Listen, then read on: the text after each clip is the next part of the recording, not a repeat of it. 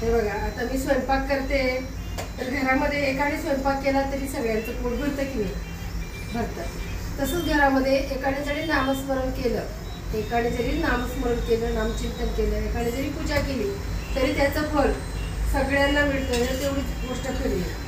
कारण आता हा कसं आहे, धावपळीचं आहे. मुलं जॉबला जातात, मुली जॉबला जातात, सुनबाई जॉबला जाते, तर आपणही जॉबला जातो. पण समजा एकाला जर अध्यात्माची आवड असते तर एकाने जरी केलं नामचिंतन वगैरे तर ते सगळ्यांना फळ मिळतं.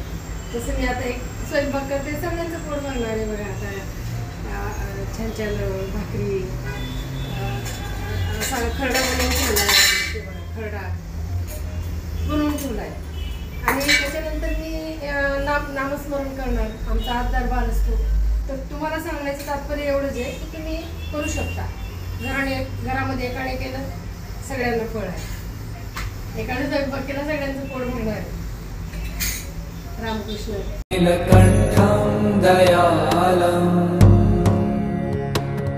मृगाधीश चर्मांबरं मुण्डमालं प्रियं शङ्करं